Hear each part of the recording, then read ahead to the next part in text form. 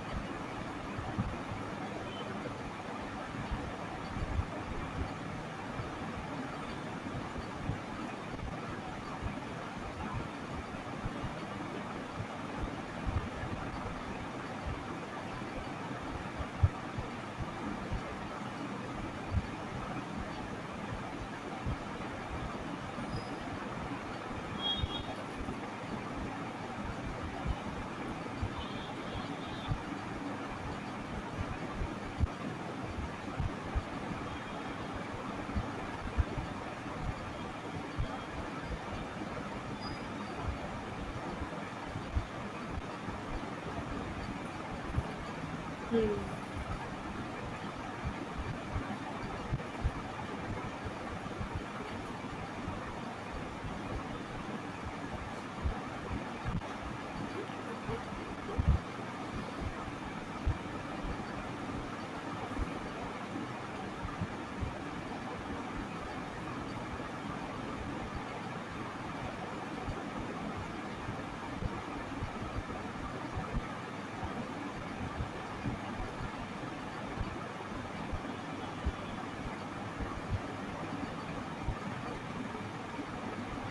क्या खिलाते हैं?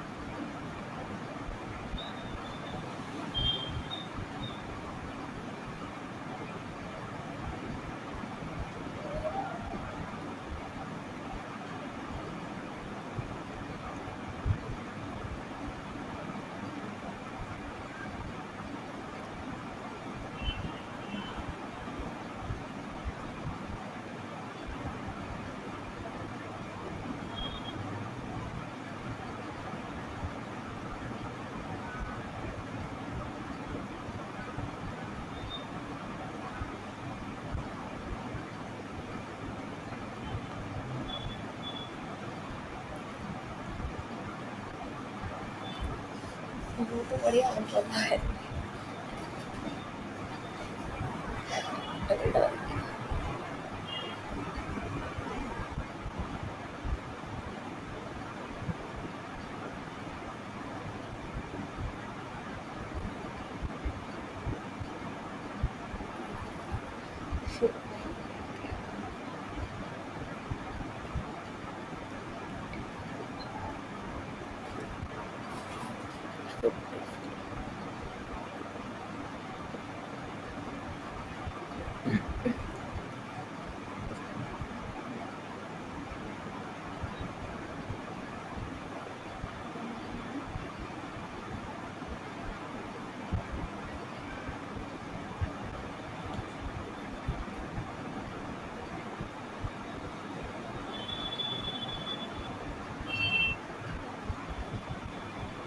बस बढ़िया बढ़िया रोड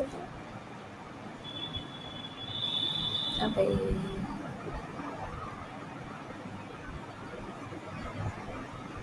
बस वो तो बढ़िया बस बढ़िया अच्छा परफेक्ट परफेक्ट।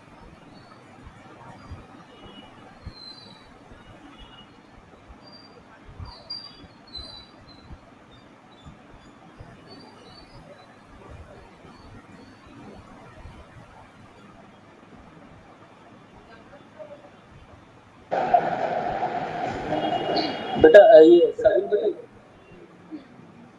वो तो घर उसने बंद कर दिया। इसमें ठीक से दिख रहा है आपको? Yes sir. अब इसको अपन लेकिन यहाँ फिक्स कैसे करेंगे? क्या क्या वेट करें? बोतल है?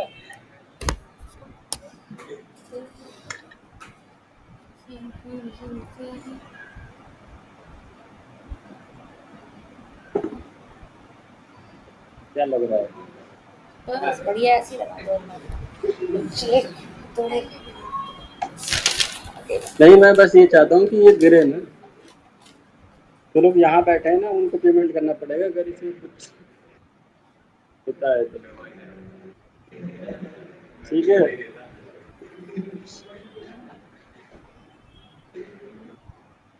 या तो अपन इससे हट जाएं क्या?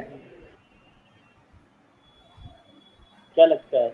यहाँ से अगर उस पे आ जाए अपने पीछे। बस क्यों नहीं आती इनकी नहीं नहीं, डांटना नहीं है, पैसे।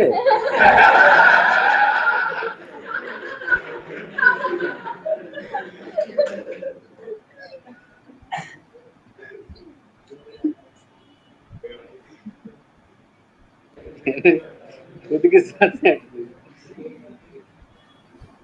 होपफुली अब ठीक चलेगा।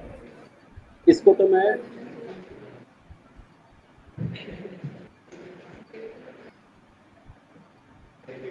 और भी लगे कोई भारी से नहीं है। किसका?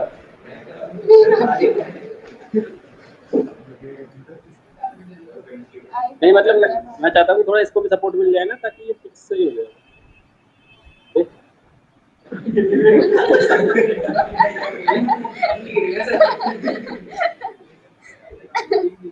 आ रहा है ना?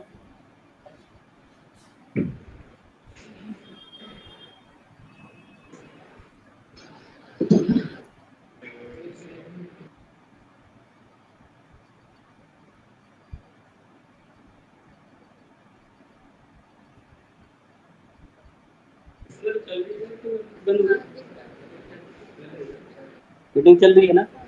आवाज आवाज आ रही है ना सगुन बेटा? Yes sir.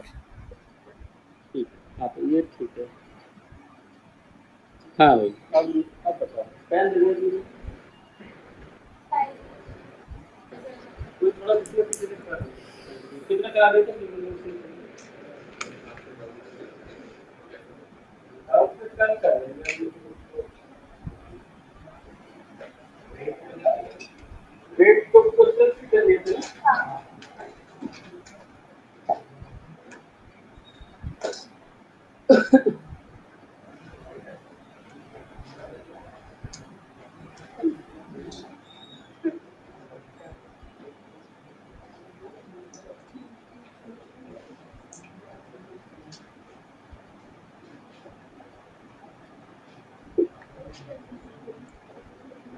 देखिए अभी types of reaction, types of reaction according to mechanism.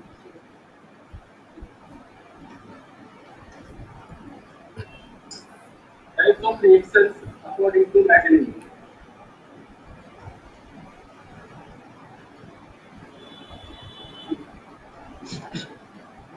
इससे पहला single step,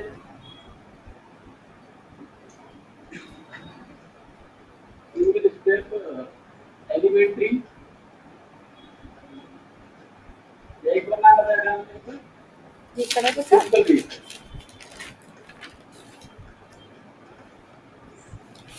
single step elementary या फिर सिंपल रिएक्शन लिखेंगे इसमें।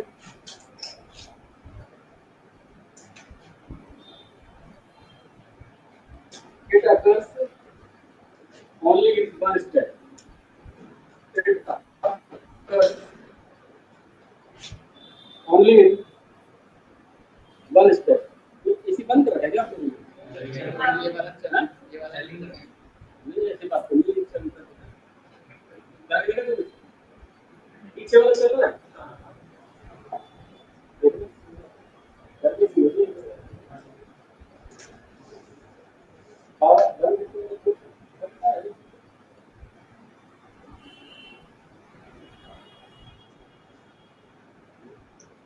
रिमोट से होगा फिर तो।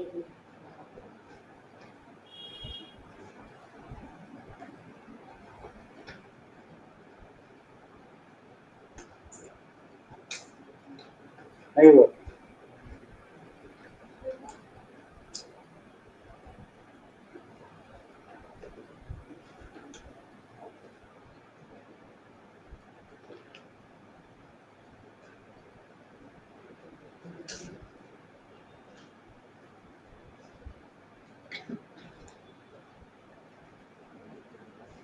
एसी लोग एसी लोगों से तो नहीं होगा। अच्छा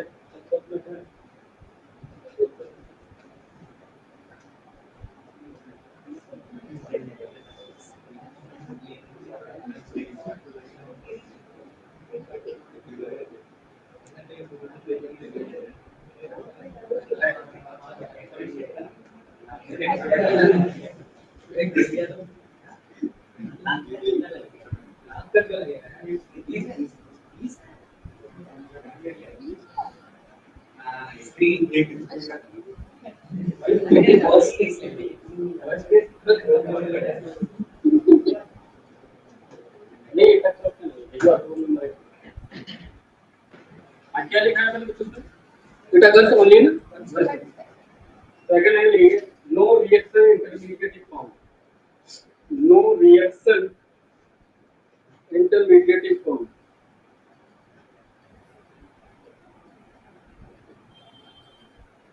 रिएक्शन इंटरमीडिएट जानते हैं यार बीच में बनेगा बनेगा खत्म भी हो जाएगा तो रिएक्टेंट भी नहीं है और प्रोडक्ट भी नहीं है रिएक्शन बीच में कहीं बनेगा और खत्म भी हो जाएगा समझते हैं इंटरमीडिएट के मतलब देखो इसका अगर हम एनर्जी डायग्राम बनाएंगे मान लो ये ए से बी बन रहा है और ये कैसा रिएक्शन कैसा स्टेप है सिंगल स्टेप रिएक्शन है ऐसा ए बी है ये प्लस बी मान लो मैंने किया और ये बना ए प्लस बी टू इस तरह का रिएक्शन है ना और ये भी कि एक सिंगल स्टेप रिएक्शन है सिंगल स्टेप तो एक ही ये किस तरह से जाएगा वैसे देखो ए और बी के बीच में बॉन्ड है ए बी क्या है क्या हो गया अब? अबे यार, ओ गॉड, ओ यार, यही तो क्लास समझ में आती है एक।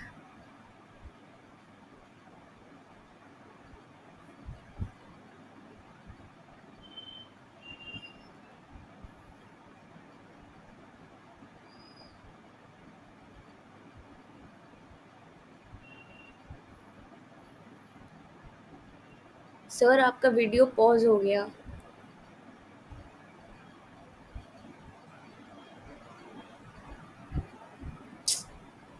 अबे यार,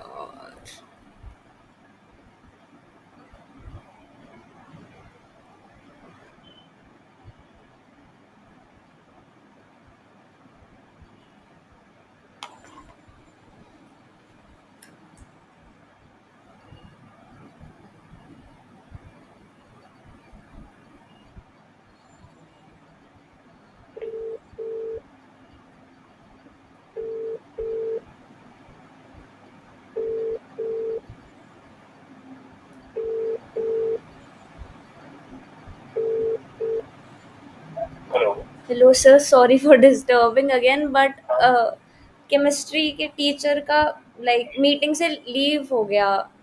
उनका नंबर नहीं है मेरे पास। अच्छा, ओके ओके ओके। अरे बेटा अभी क्या लाइट फ्लक्चुएट हुई है। अच्छा, लाइट अभी जस्ट गई थी अभी वापस आई है तो मे बी एक आधा मिनट वेट करो दोबारा ज्वाइन हो जाएगा। Okay sir.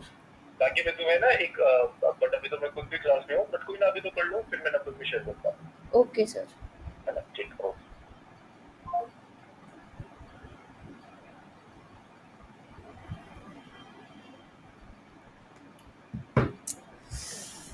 ओह गॉड, अबे यार, बराबर।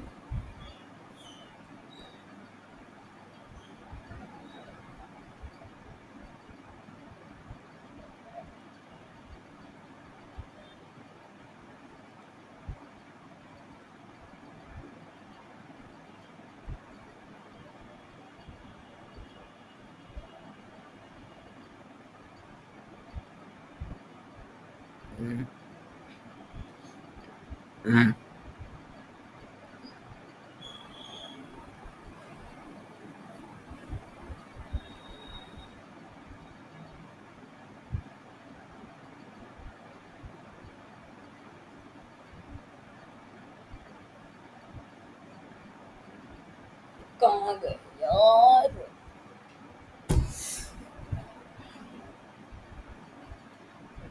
वापस कहाँ से लाते टीचर?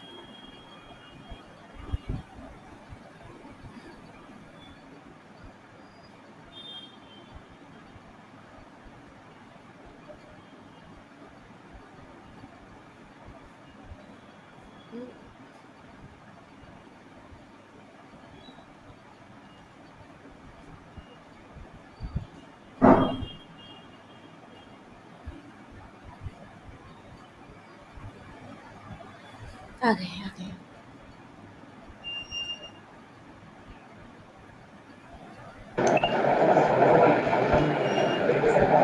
हाँ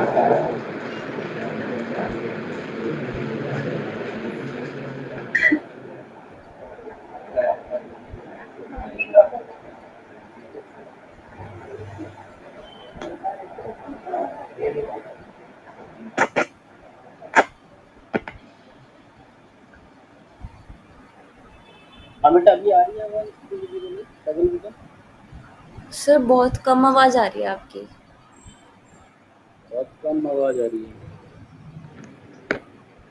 अच्छा, जब मैं वहां से बोल रहा था तब भी कम आ रही थी क्या, कि अभी आ रही है? बात नहीं। सर पहले कैमरे के पास ठीक आ रही थी, बोर्ड के पास कम आ रही थी, अब कैमरे के पास भी बहुत कम आ रही है। अच्छा, अभी कैमरे के पास भी बहुत कम आ रही है। आवाज का क्या किया जा सकता है? ये फोन से कनेक्ट किया है मैंने अभी।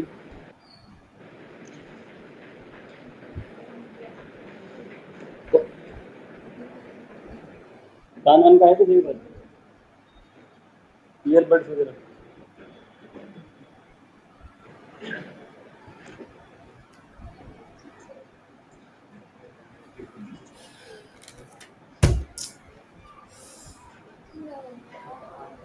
टाइम वेस्ट आज तक नहीं। हेलो, ऑफिस में ही है ना? मेरे ईयरबड्स भिजवाना है रूम नंबर 8 में किसी का। ईयरबड्स, अरे वहाँ होगा, वो जरूरत पड़ रही है उसकी।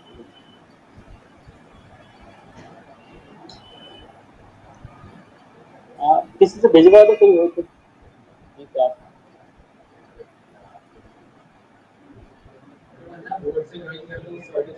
है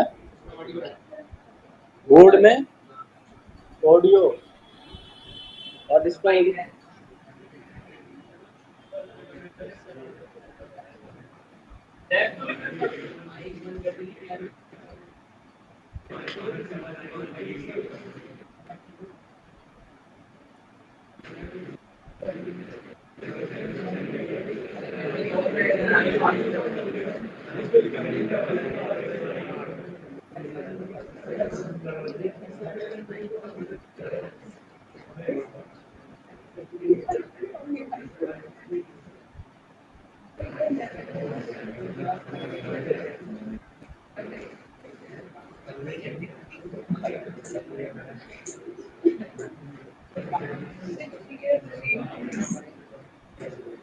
तो भी ज्वाइन ना।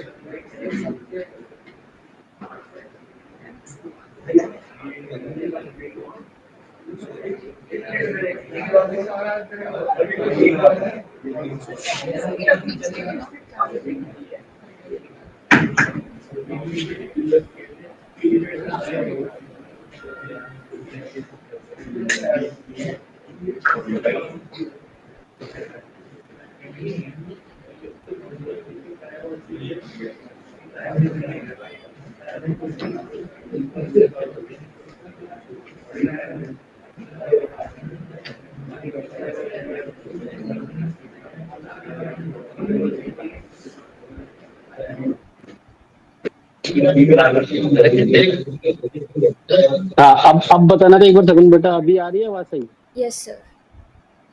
अब ठीक है ना? हाँ, मैंने ये ठीक। हाँ भाई, तो इसको देखो, इसका जो एनर्जी डायग्राम होगा, इधर ध्यान देंगे।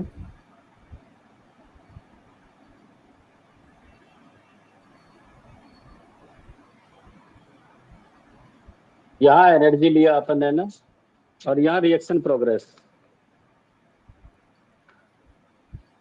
लिखना नहीं है, समझ रहे ना।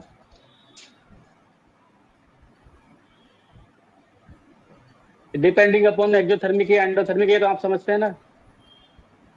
ये क्या हो गया अपने पास, यहाँ पे कौन था, रिएक्टेंट था, यहाँ पे कौन है, रिएक्टेंट। कौन है अपने पास रिएक्टेंट में, ए बी प्लस बी, है ना। यहाँ पे कौन है बच्चों, यहाँ कौन है, प्रोडक्ट। प्रोडक्ट में क्या है, ए प्लस बी टू। इसको क्या बोलते हैं अपन, ट्रांजिशन स्टेट स्टेट। टीएस मतलब ट्रांजिशन स्टेट। ये क्या है, ए टू बी ये वाला। इस स्टेट को हम क्या बोलते हैं बच्चों, transition state. Transition state. Transition state that is also known as activated molecule. और एक्टिवेटेड मॉलिक्यूल।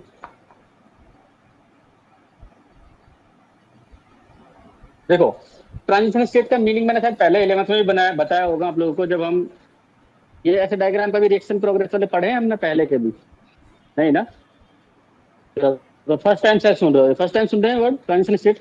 लिखना बंद करेंगे बेटा जब ध्यान देंगे। ट्रांजिशन स्टेट का मतलब क्या होता है, ये रिएक्शन का वो स्टेट होता है जिसमें जो एग्जिस्टिंग बॉन्ड, केमिकल रिएक्शन का सिंपल सा मीनिंग क्या होता है कि उसमें एग्जिस्टिंग बॉन्ड टूट जाते हैं और नए बॉन्ड फॉर्म हो जाते हैं ना।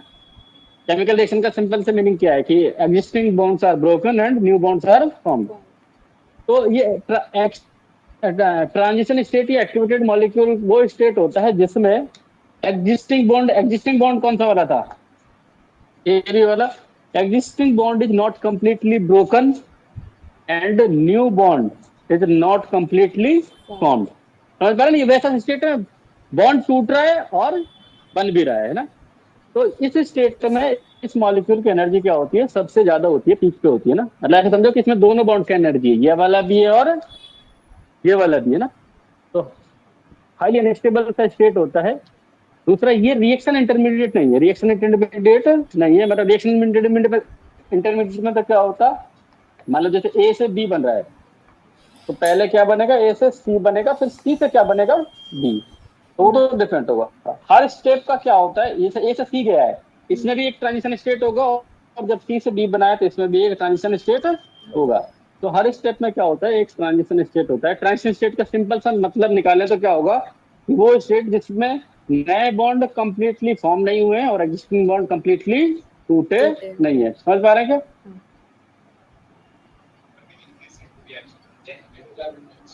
क्या। हाँ हाँ हाँ हाँ हाँ। कौन सी रिएक्शन, एसेंट में इंटरमीडिएट नहीं बनता है, स्टेट ही होता है, ट्रांजिशन स्टेट ही होता है, यही होता है।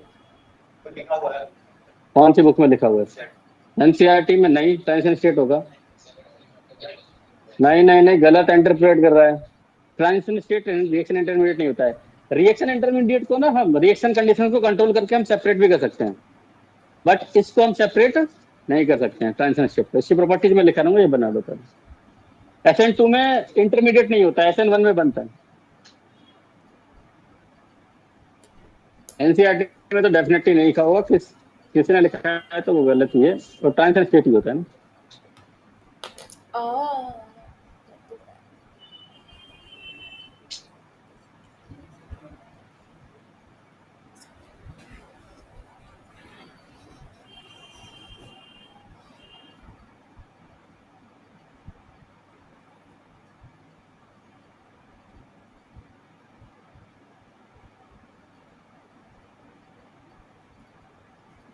ये बढ़िया चल रही है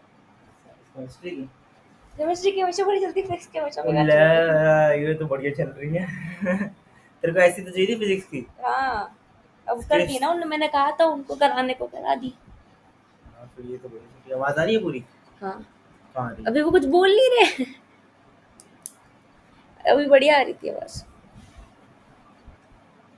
यार क्लासरूम तो तगड़ा लग रहा है मेरे को। क्या तगड़ा लग रहा है, लाइटनिंग से प्लस बोर्ड लगा रखे बढ़िया से। नॉर्मल क्या समझ, स्कूल में भी ऐसे ही बोर्ड लगे हुए हैं। नहीं पीछे बैकग्राउंड पिटजी की बिल्डिंग है ये पुरानी मेरे हिसाब से। पिटजी के ऐसी से इंटीरियर होता है बिल्डिंग्स का। पीछे लकड़ी का। बना लिया भाई, देखो बड़ी आवाज आ रही है। स्क्रीन पर है सर को अगर बोल दे बेटा ऐसे आवाज पढ़ा आ दो। रही है ठीक से, स्क्रीन विजिबल है? हाँ, वीडियो बन रही है ना अभी। रिकॉर्डिंग मैं अभी हटा दूँगा, अभी तो मेरे को समझ में आ ही रहा है तो। रिकॉर्डिंग डिलीट कर दूँगा, पर दिखा दूँगा सर को कि ऐसे ही पढ़ा है। स्क्रीनशॉट तो खींच ले। क्यों खींचना है, अगर लिख बेटा लिया आवाज तो। आ रही है, ये आपका रहा स्क्रीन विजिबल है स्क्रीनशॉट। ठीक से? अरे यार ले रहा। क्या कर लिया स्क्रीनशॉट खींच के? वैसे ही साइड से। हेलो। ये बोलो कि सर ने कुछ।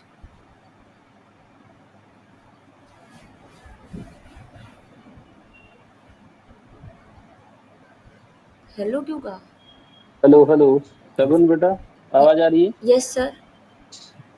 ठीक है ना? स्क्रीन भी ठीक से दिख रही है? Yes sir. ओके, लिख दिया, ये बना दिया बच्चा वहाँ पे? Yes sir. इसमें एक स्टेटमेंट लिखेंगे। Transition state is a state, transition state is a state in which existing bonds are not completely broken. Existing bonds are not completely broken. Existing bonds are not completely broken, and and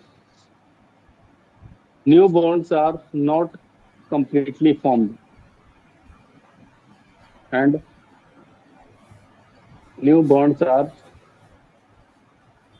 not completely formed.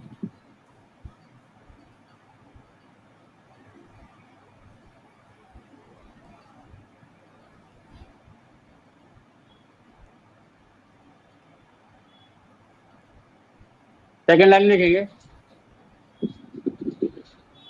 activated molecule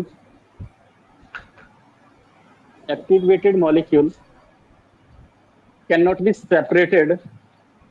Activated molecule cannot be separated during a chemical reaction. Activated molecule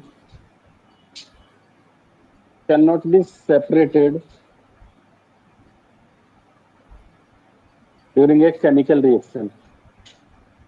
मतलब इस molecule को अगर हम separate करना चाहें तो ये possible नहीं होगा। सेकेंड लिखेंगे बच्चों इसमें बी करके, कॉम्प्लेक्स या फिर multi step reaction. Multi step reaction, complex या multi step reaction.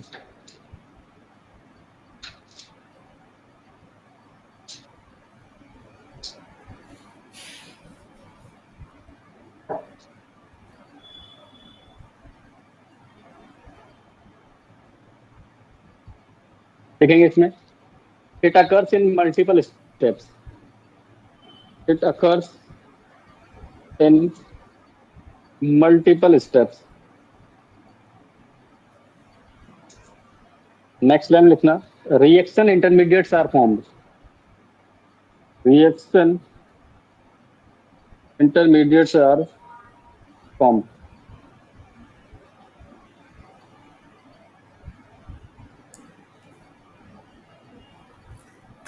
Next line लिखना, reaction intermediates can be separated.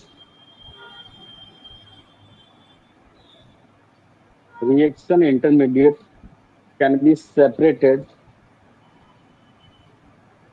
during a chemical reaction. During a chemical reaction, reaction intermediate can be separated during a chemical reaction by controlling reaction conditions. By controlling reaction conditions.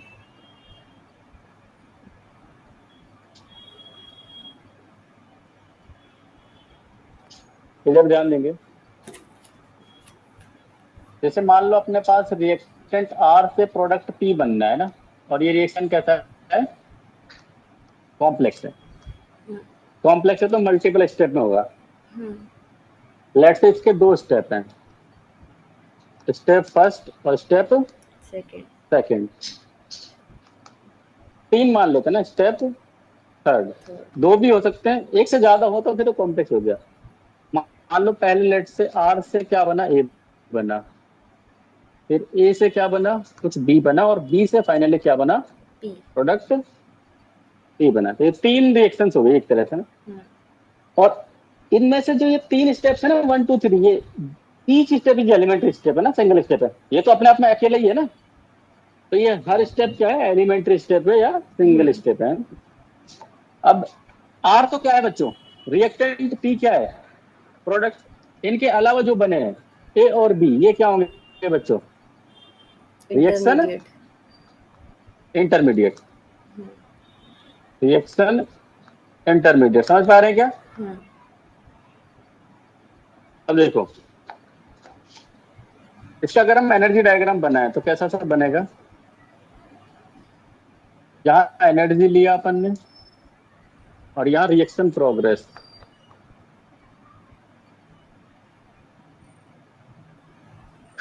ये reactant है,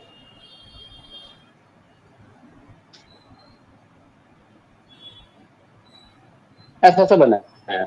देखना यहाँ पे कौन आएगा बच्चों, reactant. Finally क्या मिलेगा आपको, प्रोडक्ट। रिएक्टेंट को किससे बता रहे हो, आर से, प्रोडक्ट को किससे बना रहे हो, पी से। कितने इसमें इंटरमीडिएट कितने, आर से। गलत बना दिया मैंने ये, 2 इंटरमीडिएट है ना, तो 2 बार P. 3 bar transition state.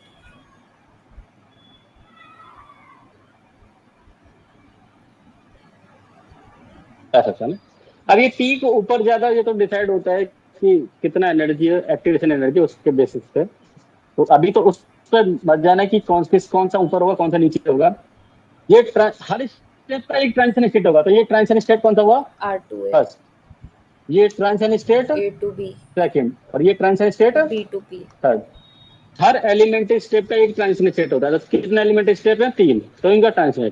Are reactant का पी प्रोडक्ट का, तो यहाँ पे कौन आएगा, इंटरमीडिएट ए, पहले ही बना था, और ये कौन है, इंटरमीडिएट बी। इनकी एनर्जी कम ज्यादा बना देना थोड़ी सी, मैंने बनाई दी है वैसे तो, ठीक है। तो इस तरह का एनर्जी डायग्राम होगा, पहले आर से ए बनेगा, फिर ए से बी बनेगा, फिर बी से प्रोडक्ट पी बनेगा। तो कितने ट्रांजिशन स्टेट आएंगे इसमें, 3। जितने एलिमेंट स्टेट उतना ही ट्रांजिशन स्टेट। क्लियर है, ये बना दो।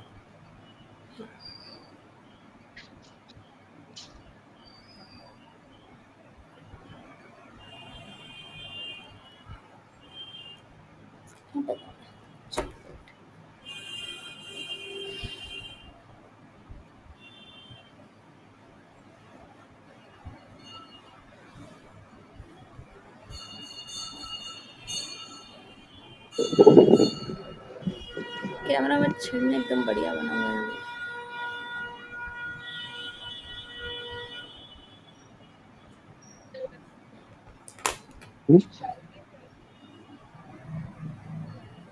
चल रहा है,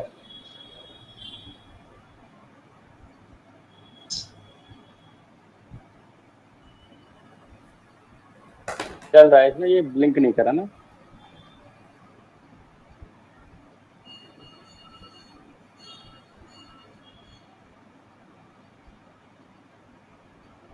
स्पीड बढ़ी ना, 18 तो कर दो, पावर चिल करके देखें।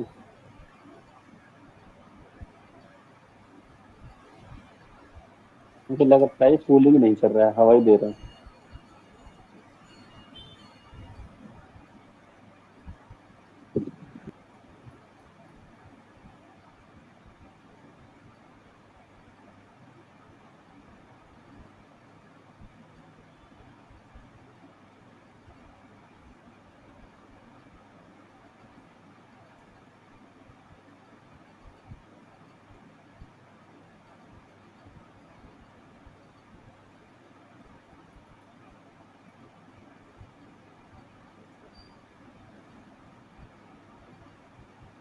हो गया, नोट हो गया भाई। एक स्टेटमेंट ऐड करेंगे, each step of complex reaction, each step of complex reaction is elementary step. Each step of complex reaction is elementary step. Each step of a complex reaction is elementary step. elementary step. इसके बाद term लिखेंगे बच्चों molecularity.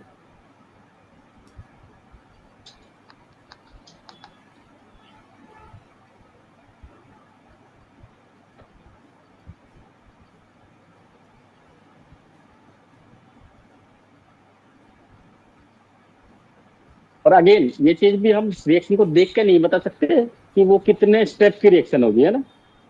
तो ये चीज उसको mention करनी पड़ेगी सवाल में कि सिंगल स्टेप है मल्टी स्टेप, है ना. और सिंगल स्टेप या एलिमेंट्री में तो हम ये भी जानते हैं कि इनका स्टोइकियोमेट्रिक कोएफिशिएंट क्या बन जाता है, ऑर्डर भी बन जाता है. ठीक. मॉलिक्यूलरिटी में लिखेंगे बच्चों, डेफिनेशन में लिखेंगे it is equal to number of it is equal to number of molecule. It is equal to number of molecules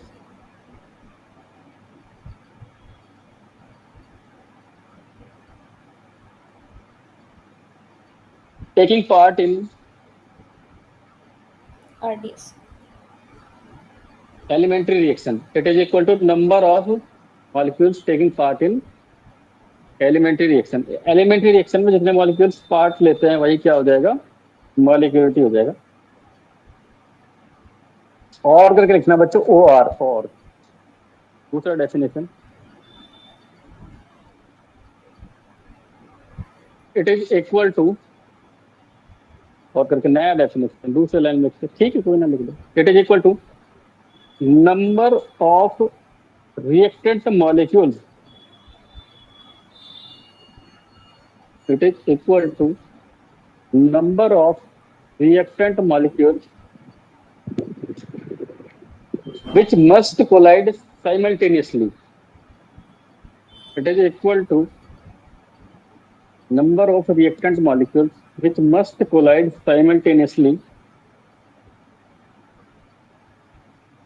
to cause a chemical reaction.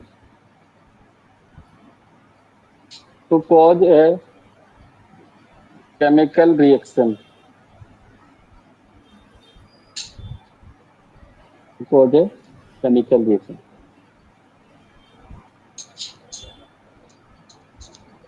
मतलब या तो ऐसे डिफाइन कर दो कि जो एलिमेंट्री रिएक्शन है वो एक ही स्टेप में होता है, तो उस स्टेप में कितने मॉलिक्यूल्स का इन्वॉल्वमेंट है वो क्या हो जाएगा, मॉलिक्यूलरिटी हो जाएगा. या फिर एक साथ जितने रिएक्टेंट मॉलिक्यूल्स कोलाइड करेंगे एक साथ साइमल्टेनियसली वो क्या हो जाएगा, मॉलिक्यूलरिटी हो जाएगा ना. जैसे अपन देखना चाहें, लेट्स से ऐसा सा है कि ए से बच्चों बी बना है और ये सिंपल रिएक्शन है. इधर ही ध्यान रखना, सिंपल रिएक्शन बोल दो एलिमेंट्री या सिंगल स्टेप एक ही बात है. ये बैलेंस स्टोइकियोमेट्रिक कोएफिशिएंट कितना कितना बोलो, 1 1 बैलेंस ही मान के चलते हैं 1 1. तो अब तुम्हें बताओ इसका मॉलिक्यूलरिटी कितना हो जाएगा इस रिएक्शन का, 1. मॉलिक्यूलरिटी. अगर उसने बोल दिया कि सिंपल रिएक्शन है कितना हो जाएगा, 1. सिंपल स्टेप रिएक्शन में जितने रिएक्टेंट मॉलिक्यूल्स पार्टिसिपेट करते हैं वही क्या होता है, मॉलिक्यूलरिटी. ये लिखा है ना अपन ने, number of reacting species taking part in simple reaction. तो मॉलिक्यूलरिटी कितना हो जाएगा, 1. मॉलिक्यूलरिटी 1 तो उसका उस रिएक्शन को बोलते हैं हम यूनिमॉलिक्यूलर रिएक्शन. क्या बोलते हैं, यूनिमॉलिक्यूलर रिएक्शन. इसका ऑर्डर कितना हो जाएगा बोल, सिंपल में तो ऑर्डर स्टोइकियोमेट्रिक कोएफिशिएंट ही होता है. या तो हम कहेंगे सिंपल रिएक्शन में ऑर्डर और मॉलिक्यूलरिटी सेम ही आने वाली है. सही बात है क्या, क्योंकि स्टोइकियोमेट्रिक कोएफिशिएंट ही ऑर्डर होता है और जितने रिएक्शन पार्टिसिपेट करेंगे वही क्या है, मॉलिक्यूलरिटी भी है. इसका एग्जांपल है अपने पास अमोनियम नाइट्राइड. ठीक है, इसको हीट किया तो ये बना N2 + 2H2O. एक यूनिमॉलिक्यूलर रिएक्शन का एग्जांपल है.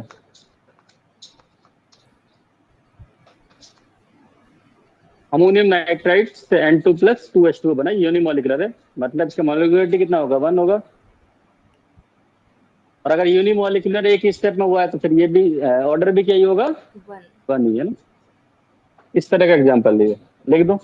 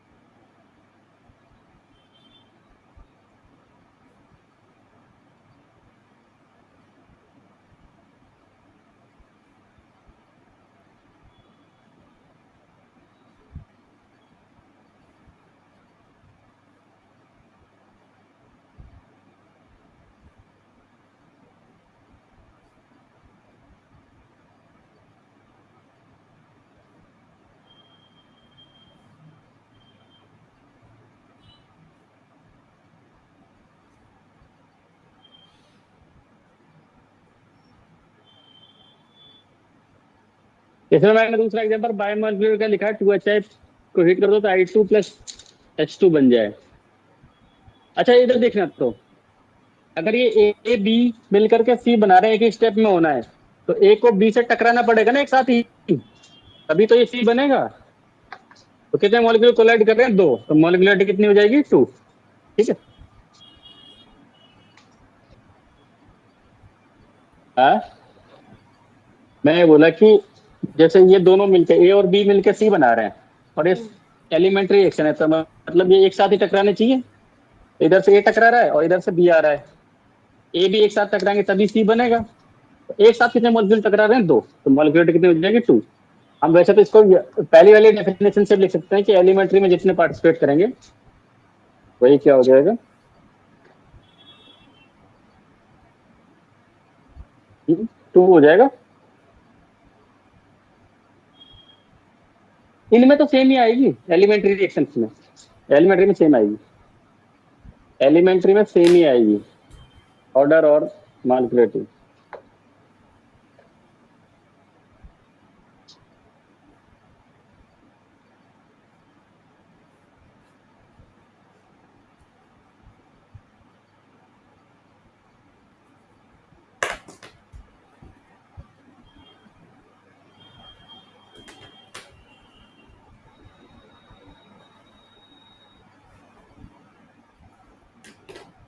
मॉलिक्यूलरिटी वैल्यू कितनी आएगी? 3। क्या बोलेंगे? Try molecular.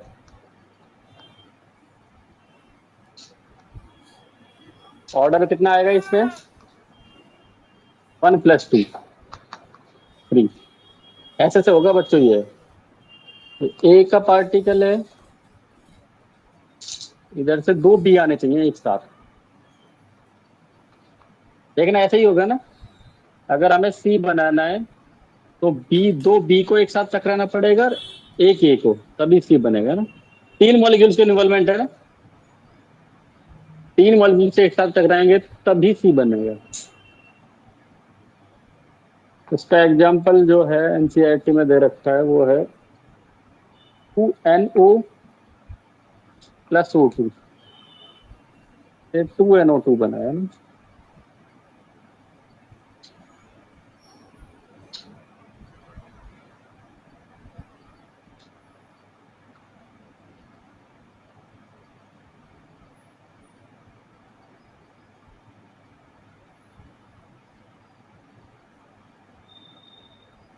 Speed will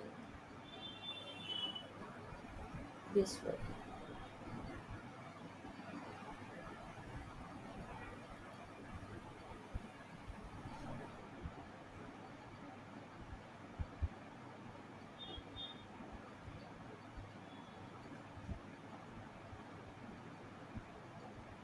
As probability is small. Probability of what?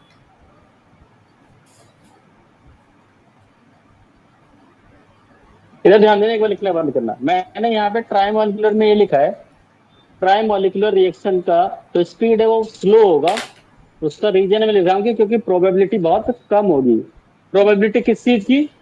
Simultaneous collision of 3 molecules. आप एक बात बताओ, डेली लाइफ में अगर हम कोलिजन्स देखते हैं, एक्सीडेंट जब होता है, टक्करें देखते हैं, तो जनरली कितनी चीजें टकराती हैं?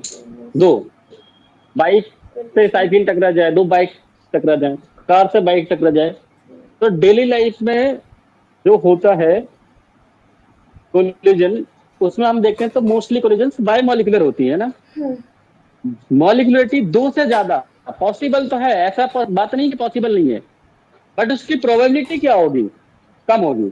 मोस्टली तो ये होगा ना कि मान लो इधर उधर भाग रहे मॉलिक्यूल्स, तो मॉलिक्यूल्स आपस में 2 मॉलिक्यूल टकरा जाए, 3 टकराएं या 3 से ज्यादा टकराएं, उसकी प्रोबेबिलिटी क्या होगी? कम होगी। और ये रिएक्शन तभी होगी जब 3 एक साथ टकराएंगे। समझ पा रहे ना? तो इट मीन्स 3 की प्रोबेबिलिटी कम है तो एक साथ टकराने की प्रोबेबिलिटी कम है, तो मतलब स्पीड भी क्या ही होगी उसकी? कम होगी। ठीक है क्या? समझ पा रहे ना? 3 चीजें एक साथ टकराने की प्रोबेबिलिटी कम होती है, तो जब वो 3 चीजें टकराएंगी तब जाके ही प्रोडक्ट बनेगा। इट मीन्स उसकी स्पीड भी क्या होगी? कम होगी। ठीक है, लिख दिया आपने। एक स्टेटमेंट ऐड करेगी, एडवांस में आया हुआ इसी स्टेटमेंट से सवाल।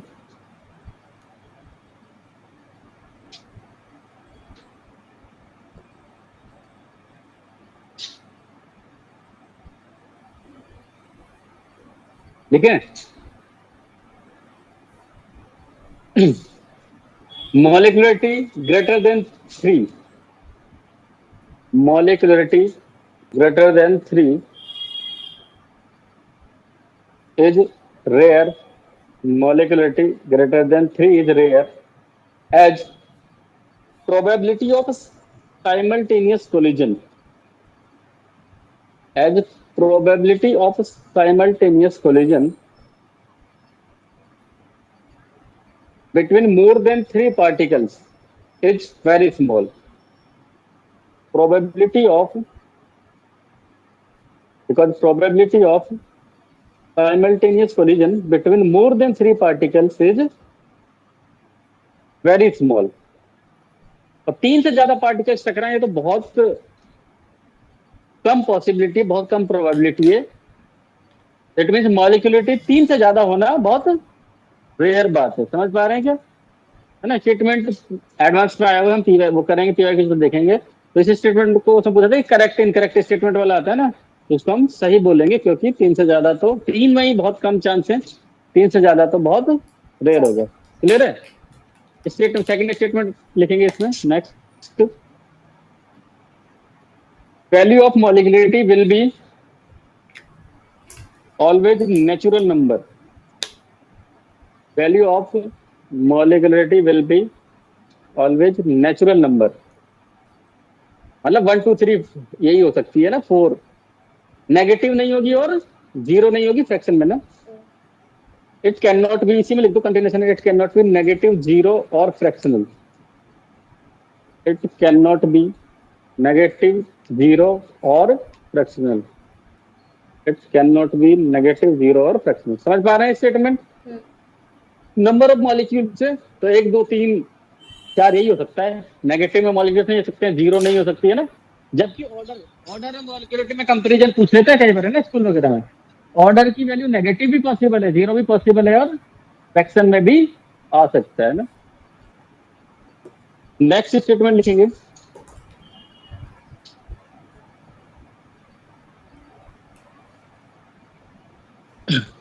Molecularity is theoretical term. Molecularity is theoretical term. Next point लिखेंगे, molecularity is defined for, molecularity is defined for elementary reactions only. Molecularity is defined for elementary reactions only. Next line is na, it is not defined for complex reactions. It is not defined for complex reactions, but it is not defined for complex reactions, but we can define molecularity for each step of complex reaction. We can define molecularity for each step of complex reaction. Her step के लिए लिख सकते हैं, क्योंकि हर step तो उसका क्या होता है, कॉम्प्लेक्स का ईच स्टेप तो एलिमेंट्री होता है, तो उसके लिए तो हम लिख सकते हैं। बट ओवरऑल जो कॉम्प्लेक्स रिएक्शन का कोई मॉलिक्यूलरिटी नहीं होता है। समझ पा रहे हैं बात? ओवरऑल जैसे एक का मान लो, एक स्टेप तो उसका 1 है, एक का 2 है, एक का 3 है, तो अलग अलग तो ठीक है 1 2 3 है, बट ओवरऑल हमसे पूछे तो उसके लिए वो वैलिड नहीं है, क्योंकि वो तो अलग अलग स्टेप में अलग अलग मॉलिक्यूल कोलाइड कर रहे हैं, तो एक साथ तो नहीं टकरा रहे ना वो सारे, जो 1 2 3 जो भी टोटल 6 आना है, ऐसा तो नहीं हो रहा ना 6 एक साथ टकरा रहे हैं। तो ओवरऑल जो है कॉम्प्लेक्स रिएक्शन के लिए मॉलिक्यूलरिटी डिफाइंड नहीं है, बट सिंगल स्टेप उसके हर स्टेप के लिए हम डिफाइन कर सकते हैं कि पहले का इतना है, दूसरे का इतना है, तीसरे का इतना है, क्योंकि वो जो स्टेप होता है वो कैसा ही होता है, एलिमेंट्री ही होता है। अब लिखेंगे बच्चों यहाँ पे zero order reaction. Zero order reaction.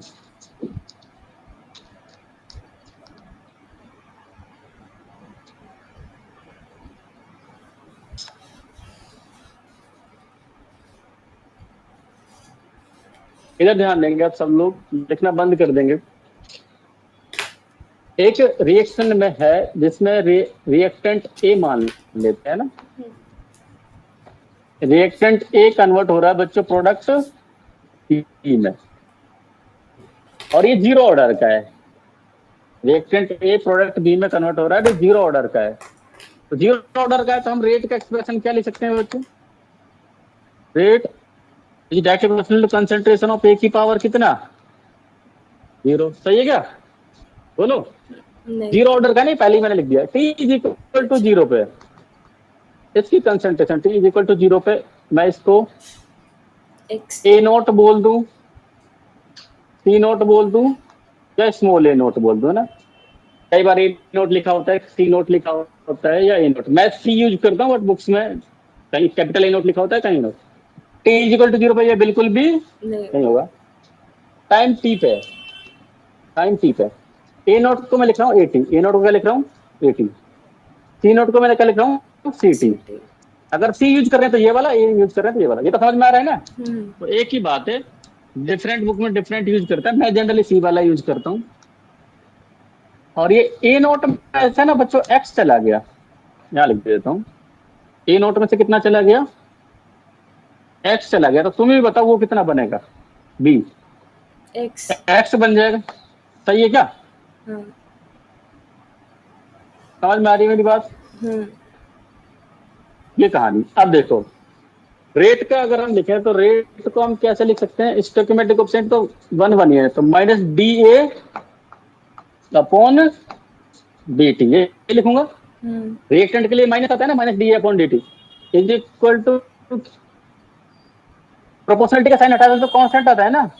तो रेट इज इक्वल टू क्या हो जाएगा बच्चों? K। A raise to power 0। Zero. A की पावर जीरो तो मतलब कितना ही? 1। बोल। 1 ही ना। रेट इज इक्वल टू के, मतलब रेट क्या होने वाली है? कांस्टेंट। जीरो ऑर्डर रिएक्शन की रेट क्या रहेगी टाइम के साथ? कांस्टेंट। Constant। समझ पा रहे हैं क्या? इसको मैं लिख सकता हूँ क्या?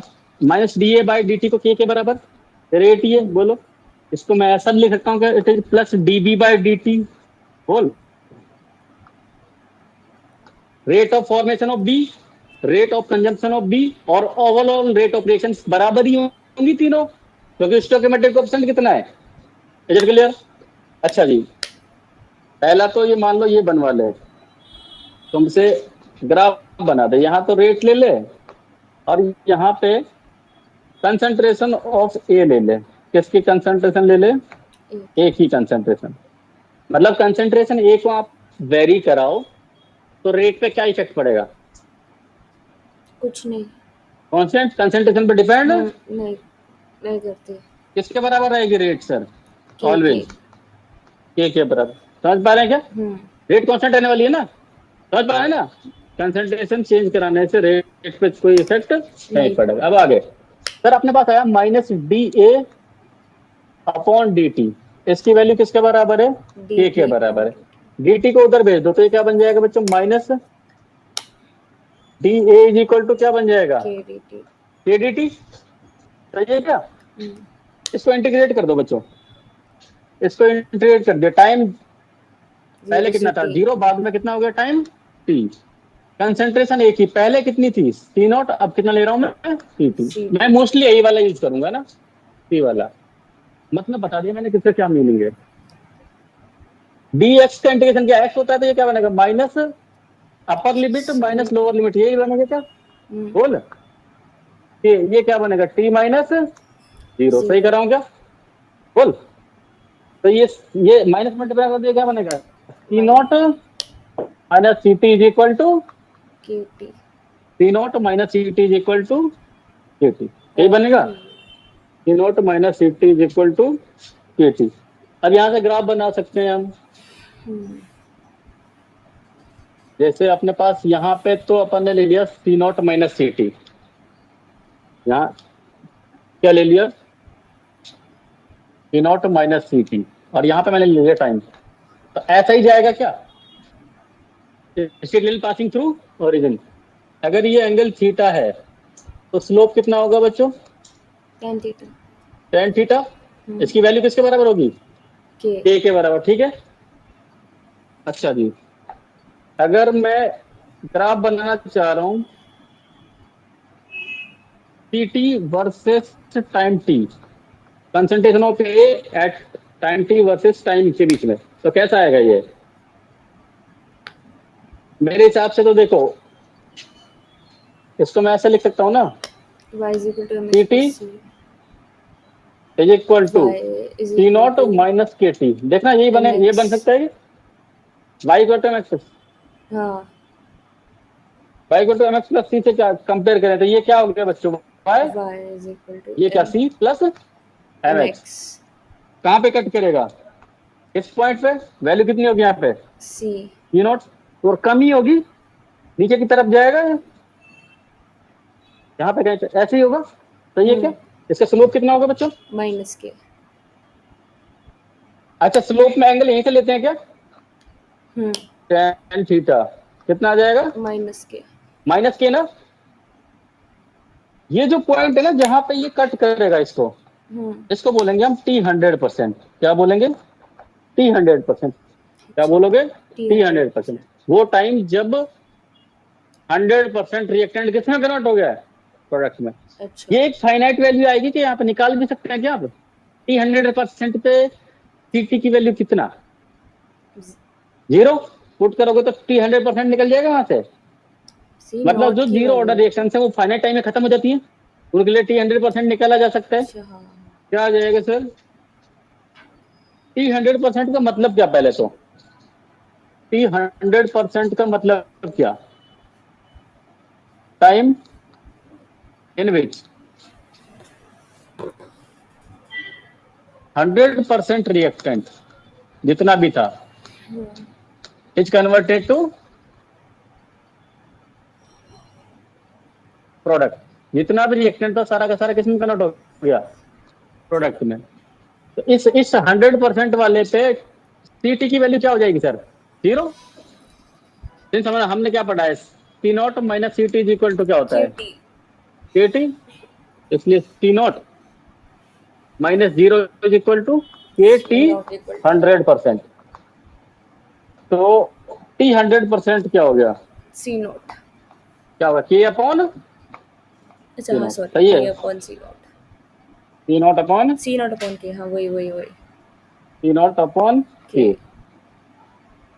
ये याद है ना, हम्म किसके लिए, जीरो ऑर्डर के लिए। इट मीन्स टी 100% की वैल्यू किस पर डिपेंड कर रही है, टी नॉट पे। c नॉट पे।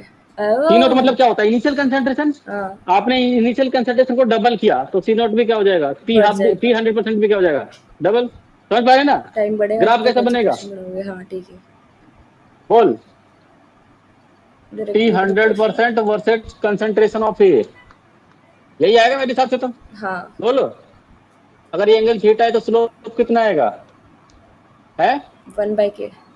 1/k ना, hmm that is tan theta. Theta. एक होता है हाफ लाइफ, हाफ लाइफ मतलब टी 50%, या ऐसे ही बता देता है उसको टी हाफ। क्या मतलब होगा इसका, मतलब आधा। इसको डिफाइन कैसे करोगे, डेफिनेशन। एक चीज सुनना, मैं ऐसा 50% बोल रहा हूँ, रिएक्शन, देखना 50%। वो टाइम जिसमें रिएक्शन आधी कंप्लीट हो जाती है, और दूसरा स्टेटमेंट सुनना, वो टाइम जिसमें रिएक्टेंट आधा खत्म हो जाता है, कौन सा सही है, रिएक्टेंट आधा खत्म हो जाता है, कौन सा वाला सही स्टेटमेंट है, बाद वाला पहले वाला। बाद रिपीट वाला। कर रहा हूँ, वो टाइम जिसमें रिएक्शन आधी खत्म हो जाती है, वो टाइम जिसमें रिएक्टेंट 50% कंज्यूम हो जाता है। सेकंड। दूसरा बात वहीं से देखो, वही याद रखना ना, सुने आगे हम पढ़ेंगे एक रिएक्शन जैसे इससे इससे हायर वाली ना कभी कभी खत्म नहीं होती, फर्स्ट ऑर्डर की जो होती है ना, सुनना, फर्स्ट ऑर्डर की रिएक्शन इनफाइनाइट टाइम में खत्म होती है। कितना टाइम में खत्म होती है, इनफाइनाइट। तो वो आधी कब होगी, इनफाइनाइट टाइम में ही होगी ना, इनफाइनाइट का आधा भी क्या, इनफाइनाइट ही। लेकिन उसका हाफ लाइफ पे एक डेफिनेट वैल्यू होती है, हाफ लाइफ एक डेफिनेट वैल्यू होती है। क्योंकि तो हाफ रिएक्टेंट लाइफ ऑफ का कंज्यूम मतलब होता है कि रिएक्टेंट 50% खत्म हो जाना। रिएक्शन 50% हुई वो मीनिंग नहीं होता, वो गलत होता है ना, ऐसे स्टेटमेंट से सवाल बनते हैं ना। तो टी 50% का मतलब क्या होता है कि time in which reactant is in 50% which consumed 50% reactant is consumed। Is consumed. ठीक है। बात से नहीं। तो बच्चों इस केस में सीटी की वैल्यू कितनी हो जाएगी? सी नॉट का आधा ना। हम्म। सिंस आप जानते हैं C naught minus C T equal to क्या होता है? K T. अच्छा हाँ। तो यहाँ से C naught minus C naught by two is equal to के टी हाफ। यहाँ से टी हाफ कितना आ जाएगा बच्चों? 2 मेरे हिसाब से आएगा सी नॉट अपॉन अपॉन टू के। 2 के। हाँ इस केस में तो वैसे वो वाली स्टेटमेंट भी वैलिड हो जाएगी।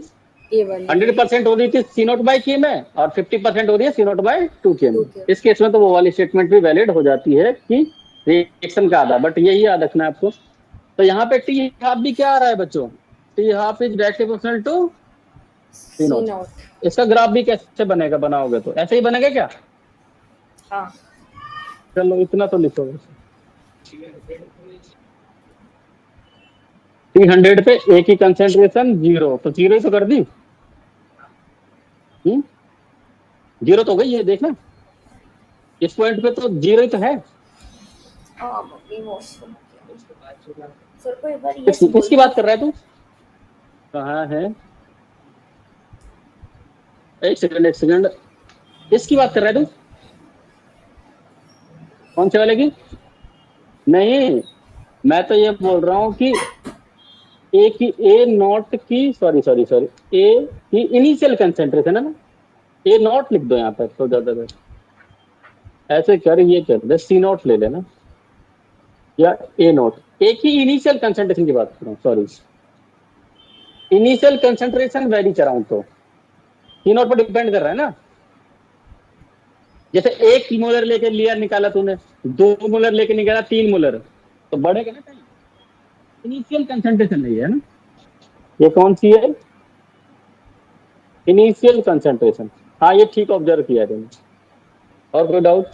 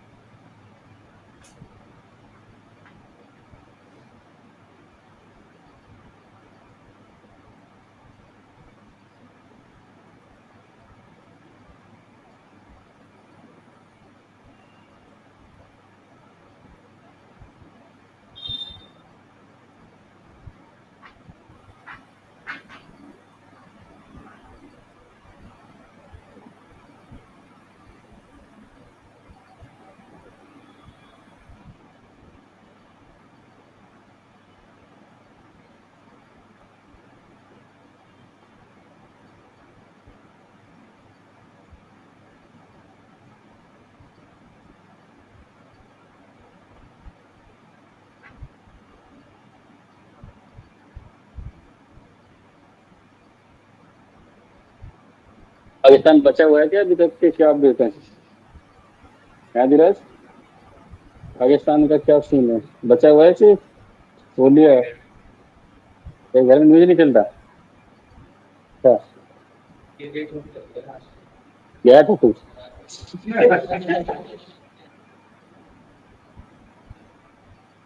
हाँ वो गैदरिंग तो शायद अब नहीं होने देंगे, कुछ टाइम तक अवॉइड करेंगे।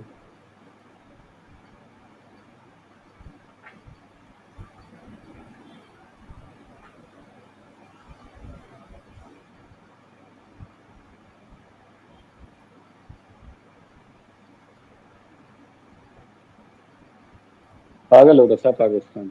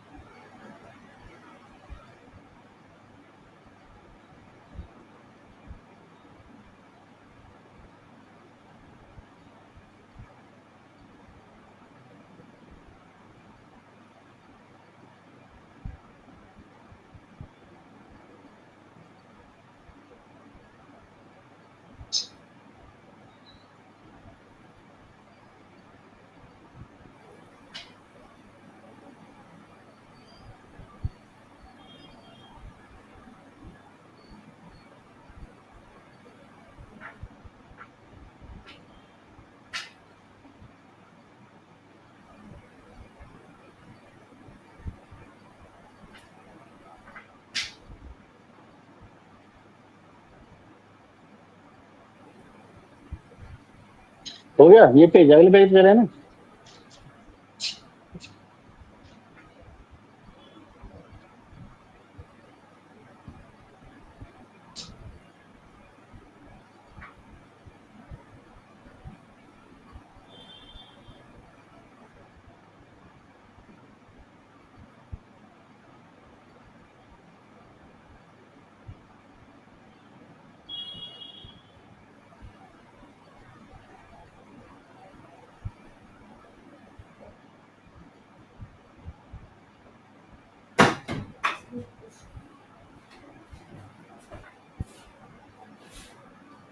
क्या बता दिया?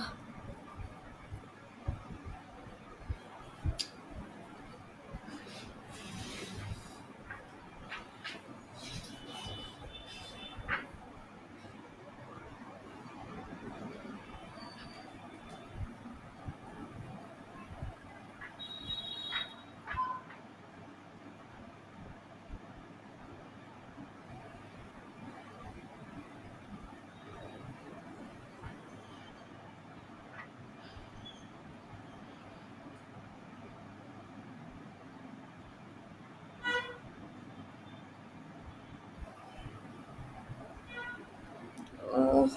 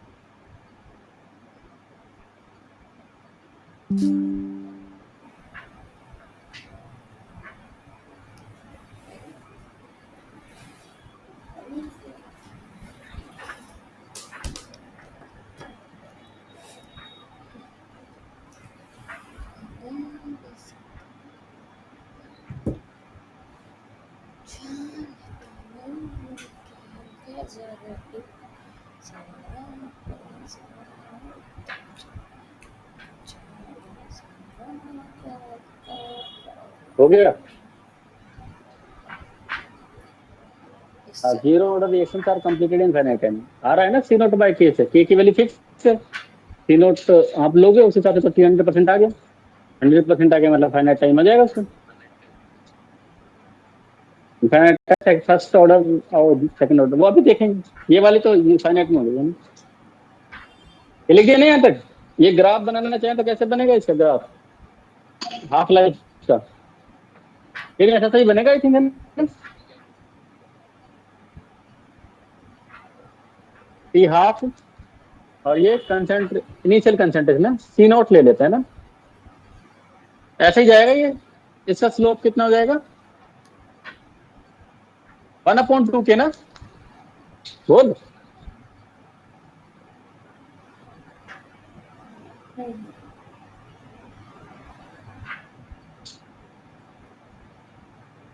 यही बनेगा ना।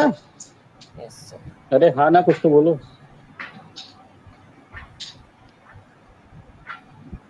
चलो अब इधर ध्यान दो, देखो सिंस अपने पास ये क्या है, C naught minus C T is equal to क्या था, के टी था।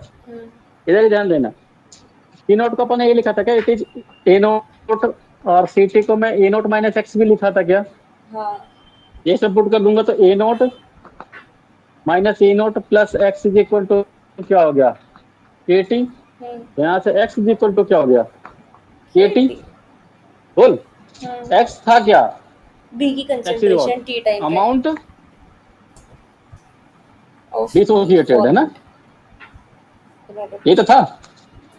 कितना अमाउंट डिसोसिएट हुआ है उसको एक्स रिप्रेजेंट कर रहा है, या फिर ये कंसंट्रेशन ऑफ बी भी था क्या एट टाइम टी। हाँ। बी उतना ही तो बना था जितना एक्स था, बोल। तो एक्स जो है यहाँ से डायरेक्टली पर्सन आ गया टाइम टी क्या, हाँ या ना। ग्राफ बनाना चाहें तो ऐसे बन जाएगा क्या, x amount dissociated versus time T, ऐसे ही जाएगा। अगर ये एंगल थीटा है तो स्लोप कितना आ गया 1/k के बराबर, दैट इज tan थीटा। अब अच्छा अब सुनना, x is directly proportional to t, इसका क्या मतलब है कि सेम टाइम में सेम अमाउंट डिसोसिएट होगा, यही मतलब है ना। इस x is directly proportional to t का क्या मतलब है, same amount is dissociated in same time. ऐसे सुनना, इधर ध्यान देना, जैसे हम ए से ए देखना चाह रहे हैं ना, यहाँ पे टाइम लिया मैंने 10 सेकंड, कितना टाइम लिया 10 सेकंड। और ए का जो होता है ना, पहले मान लो 2 मोल थे, कितने मोल थे 2 मोल थे। अब ये बचा है 1.5 मोल, तो कितना डिसोसिएट हो गया। आपसे पूछा है कि टाइम अगर 20 सेकंड हो जाए तब ए कितना बचा होगा, ए कितना बचा होगा ये पूछा है ना। तो भाई यहाँ पे टाइम कितना हो गया बच्चों 10 सेकंड, तो एक्स की वैल्यू कितनी आ गई 0.5 मोल। यहाँ पे टाइम कितना है 10 सेकंड ही और लगा ना, समझ पा रहे ना, 10 सेकंड पहले 10 और लगाए, तो 20 सेकंड बाद कितना ये है, यहाँ पे भी एक्स की वैल्यू कितनी होगी 0.5 मोल। ए की वैल्यू कितनी आ जाएगी, कंसेंट्रेशन ऑफ ए की अगर हम बात करें तो कितना लिख सकते हैं 0.5 और चला गया कितना 1 मोल, सही है क्या। अगर तुमसे पूछ ले कि ए की कंसेंट्रेशन बतानी है आफ्टर 15 सेकंड, कितना आएगा वैल्यू। अगर 10 सेकंड में 0.5 हो रहा है तो 5 सेकंड में कितना 0.25, टाइम में डायरेक्टली प्रोपोर्शनल है ना वो। तो यहाँ पे कितना डिसोसिएट होगा, टाइम कितना आ गया ये 5 सेकंड ना, 5 सेकंड में कितना खत्म होगा। अगर 10 में 0.5 तो 5 में कितना 0.25 मोल, समझ में आ रही है बात। तो ये कितना बच जाएगा 1.5 में से 0.25 गया तो 1.25 मोल। देखो ये कुछ डाउट है तो पूछेंगे, सही है क्या। सेम टाइम में सेम चीज खत्म हो जाएगी। इतना एक बार लिखने बंद कर, सुनेंगे एक बार, ऐसे समझो। तुमको 100 रुपए दिए, कितने रुपए दिए 100 रुपए दिए, आज तुमने 20 रुपए खर्च कर दिए, कितने खर्च कर दिए? 20 खर्च कर दिए। तो अब एक दिन में कितने रुपए खर्च करे तुमने? 20। 80। तो कल भी कितने ही खर्च करोगे? परसों भी कितने ही करोगे? 20। कितने दिन में खत्म हो जाएंगे 100 रुपए? 5। 5 दिन में। ठीक है, आदिराज सुनेंगे, दूसरा केस है। तेरे को मैंने 100 रुपए दिए, कितने रुपए दिए? 100। कम तो नहीं पड़ रहे हैं? कितने चाहिए? 500 दे दिए इसको मैंने, कितने दे दिए? 500। 100 का 20, 100 का 20 ले लेते तो 500 का 20% कितना हो जाएगा? 100। 100 रुपए ना है? 100 ही ठीक है। जो कि सवाल आ रहा है तो 100 ही ठीक है। 100 रुपए दिए मैंने तुझे, तुझे ना डेली 20% खत्म करना है। जितना भी तेरे पास अमाउंट है उसका कितना परसेंट खत्म करना है? 20%। 20%। कितने दिन में खत्म कर देगा? 5।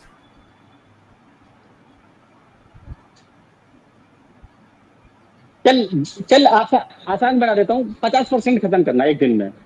एक दिन में 50% खत्म करना है तो कितने दिन में खत्म हो जाएगा? 2। 2 दिन में। तू मैथ्स का स्टूडेंट है। 50% कितना है उसका?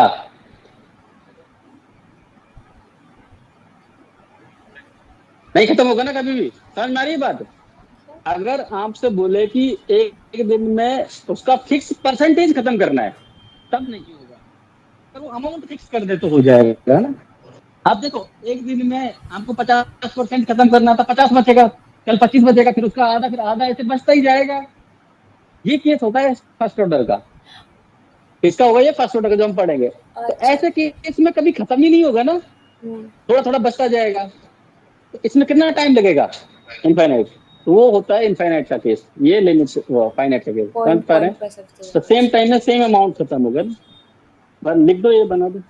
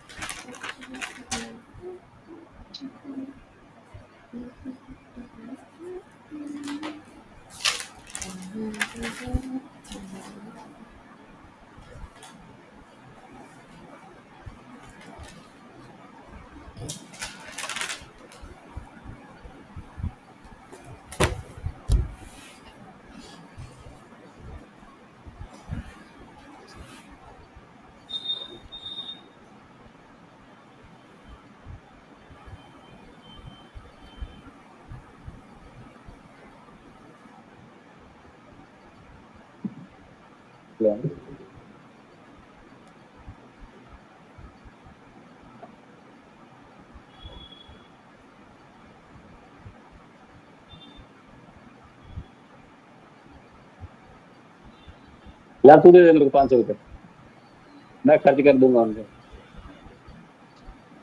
चल मैं तेरे को 100 दे देता हूँ, तू 500 दे देना। तेरे को 500 में दिक्कत, तेरे को दिक्कत हो रही है, तूने मैंने किया 500 के लिए अभी। तो तेरे को 100 मिलेंगे, तू मेरे को 500 दे देना। ठीक है, मैं फर्स्ट जीरो ऑर्डर से खर्च करूंगा, तू फर्स्ट ऑर्डर से खर्च कर।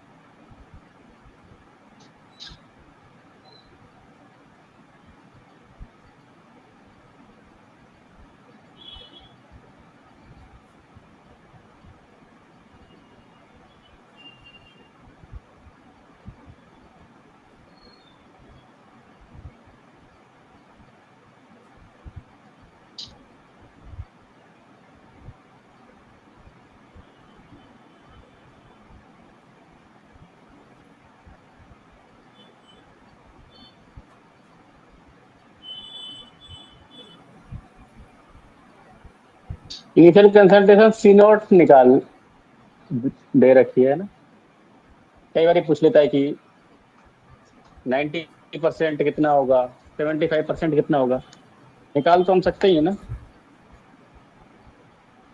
75% का मतलब 75% खत्म, 25% बचा है। 90% का मतलब 90% खत्म, 10% बचा है।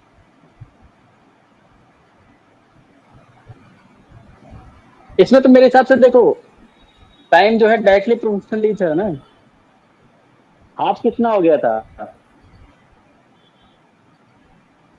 निकाल दोगे नहीं तुम। मैं अगर डायरेक्ट लिखूं 75% जो होगा ना वो कितना होगा, सी नॉट अपॉन, ये होगा क्या देखना तो, 3/4 पार्ट खत्म हो जाएगा ना, है ना। और टी 90% कितना होगा, 9 सी नॉट बाय 10 के। देखो यही आना चाहिए मेरे हिसाब से तो।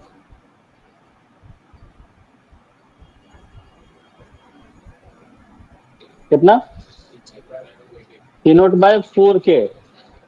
ऐसे लॉजिकली सोचना, 50% सी नॉट बाय 2 के होता है, तो 75% उससे ज्यादा होना चाहिए, कम होना चाहिए, ज्यादा। ज्यादा। तुम जो बोल रहे हो कम नहीं है क्या मैथमेटिकली, देखो।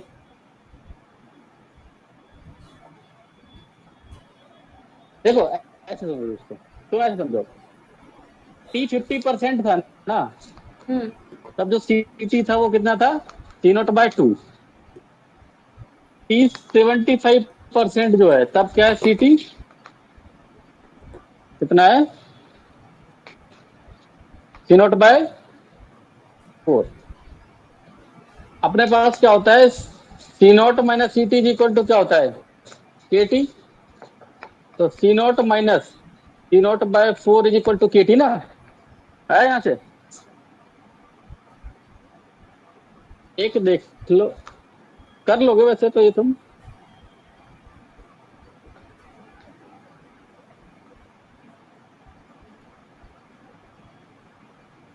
आ जाएगा ना यहाँ से, टी 75%,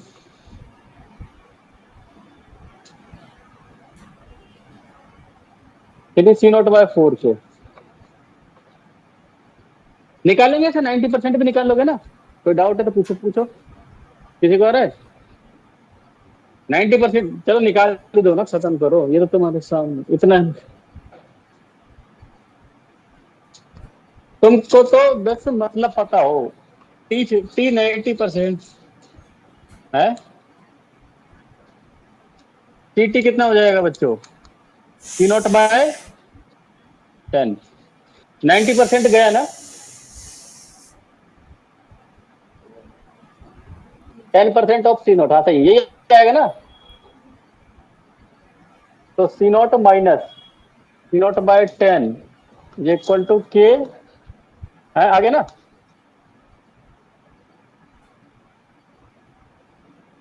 क्या रहा है ये, 9 सी नॉट बाय 10।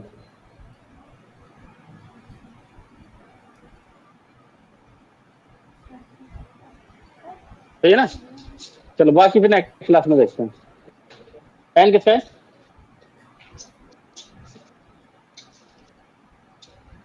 कल इलेक्ट्रॉन डिस्कस करेंगे, है ना।